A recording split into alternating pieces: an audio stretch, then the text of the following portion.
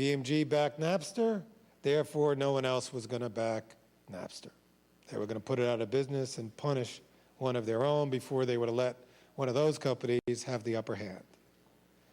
Similarly, with MP3.com, because they were unable to own any encryption themselves, because they could not provide their own digital rights management and all their efforts at proprietary systems that would have made each one of them the gatekeeper, they had to give it up to no standard.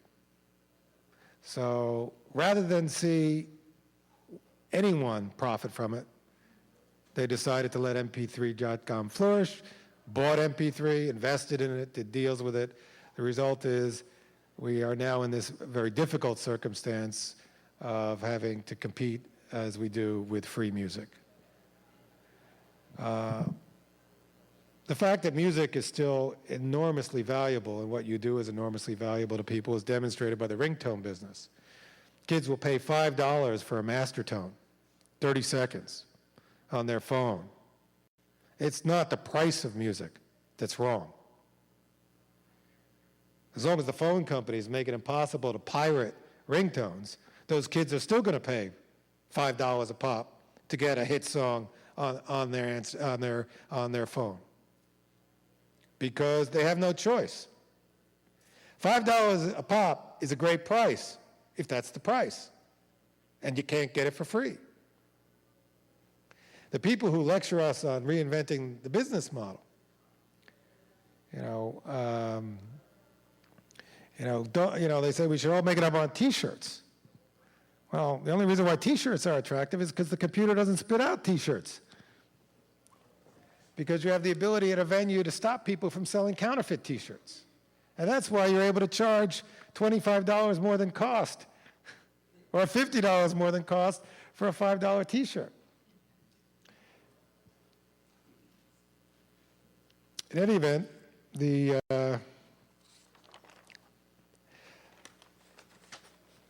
major labels let us all down in fumbling the ball in regard to both Napster and MP3. And they continue to do so.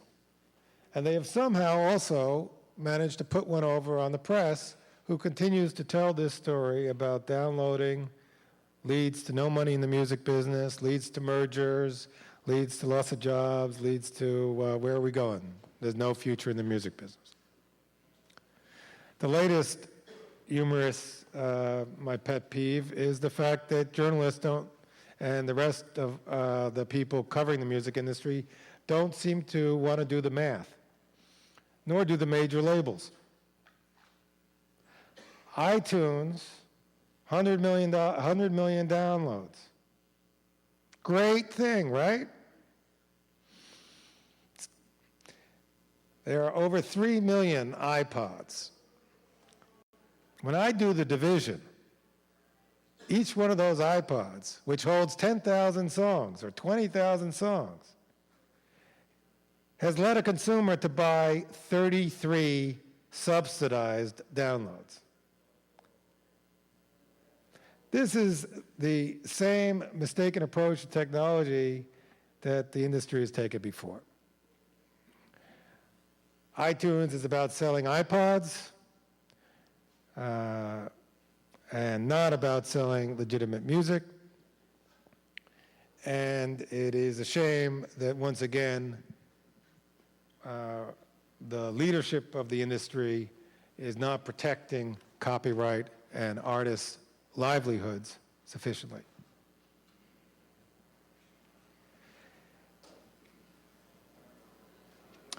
The problem is the same decision makers who have been making the decisions all along with regard to SoundScan, BDS, and then with regard to Napster and MP3, and now regard to iTunes, are still the ones making the decisions. Now that happens to be great for us. Independents are thriving, and we certainly are thriving. And the circumstance that the majors have put themselves in, where they're no longer doing artist development, is great for us, because we're ready for it, and we love doing it. It's something that we've been doing all along. We're not new to the party. We're interested in taking artists who are not obvious, not understood by the public, developing them and taking them all the way. But I'd like to talk a little bit about what's going on about the need to reinvent the business and why what's happening at the major labels is making that even harder. As I said, the theme that I have is that part of what is essential to the music business is trust, an understanding of fairness and an understanding of the rules of the road. And to a certain extent, what's going on at the majors is good for us, but kind of unhappy. When they gut these companies, they throw out all their institutional memory. They throw out all the verbal commitments they made to artists in the past. And they throw out that whole history of doing business. What they're left with is ownership rights. But they throw out the trust that is built by a staff that has developed a relationship with an act and developed that act and brought it along and worked that act through all its creative ups and downs. As I said, if you're defining the record business as owning the gatekeepers and being able to manipulate the gatekeepers, those relationships don't matter so much. If you're defining the record business as disarming the decision makers, overcoming the obstacles and getting around them, those relationships are vital. And that's where we really come today, where we are all affected by the downturn in sales and the changing economics of the music business. The future record companies are going to be the companies who allow artists to unleash their talents, not just through their music, but through all aspects of their branding. To do that, these companies need to be geared up not as an assembly line putting things through a pipeline, but as companies geared to provide individual services to unique artists, all of whom who are more different than alike. And to find what is most important and real about those artists, to do the truth-telling about what they mean, and figure out how to assist the artist in monetizing their careers. That process requires even more trust than before, because it requires convincing the artist that they too have to be open to reinventing the business. The majors' behavior in this doesn't help people like this. If they start, how can they reinvent the business when they've cut their staffs in half? How can they reinvent the business when the number of man hours they're dedicating to talent is being cut dramatically? When product managers now have 40 acts to deal with as opposed to the 20 they used to have, how can they give special attention to acts? So why give them the merch rights? Why work with them in co-venturing the concert? Why work with them on a pay-per-view or a DVD or anything unusual? They're not adding value. They're warehousing rights so they can broker them later. That, unfortunately, is something that I don't imagine is going to go down well with artists and is going to continue the trend, which makes it very difficult for artists to realize their full potential. But whether it's the record company that does it, if the record companies don't do it, we will move to irrelevance. We will become less of the equation. And great managers and great lawyers and artists who are savvy, who are able to do it on their own and want to do it on their own and can do it on their own without distracting them from the job of being creative, they'll be the people who control the business. Because the whole notion that these majors and their mergers are after, market power, is baloney. As someone who has had to go through a couple of renegotiations with successful artists, I know what market power is. It's in the hands of stars, and it's in the hands of successful musicians. That's power. you're the ones with something really unique.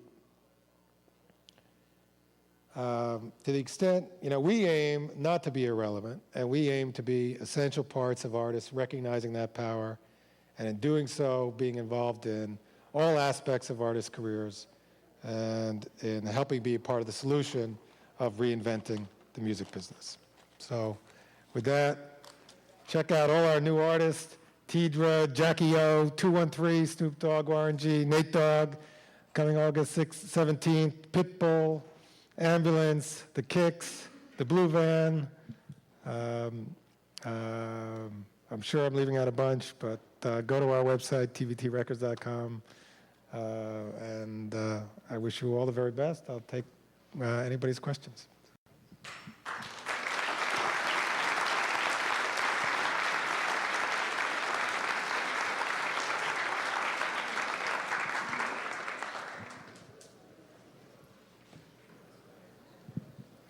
Anybody want to rap? That's fine too.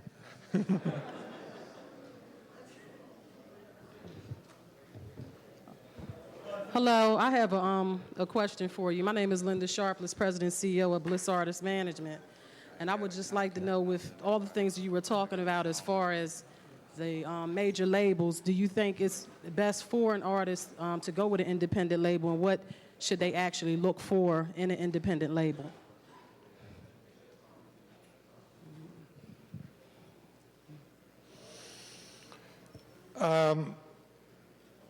Well, I think the word independent label means lots of different things. Mm-hmm. I think what you have to do is do what is right for you, and understand that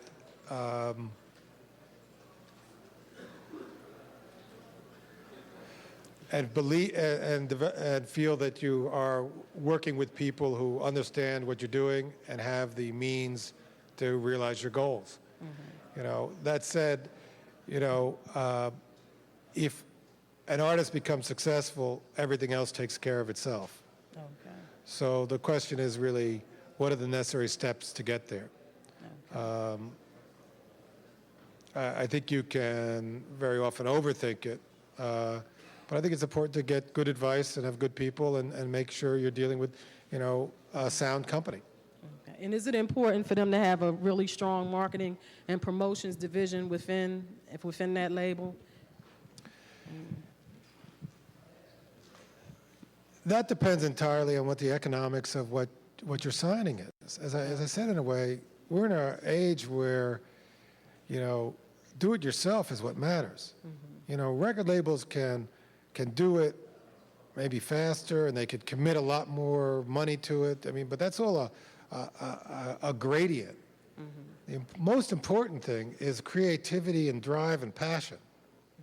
Mm-hmm. It's not the money. It's, as I said, it's coming up with the things that help an artist get through those early days that is essential. So, if you have to weigh whether you get enough out of what the offer is, mm-hmm. enough benefit, okay. Versus what you're giving up. But I guess part of that is whoever's advising you should know there's not one deal that you sign. There are all kinds of deals, and there are all kinds of ways of dividing up what's at stake. And that so I think if you find someone passionate about you, it's important to nurture that. And if you have a great team, it's important for a team, that you have that around you. Okay. It takes a long time before there's a ton of money around to feed a lot of people. So you got to have commitment. You got to have that willingness to commit to the long term. You can't underestimate that. Okay. Thank you.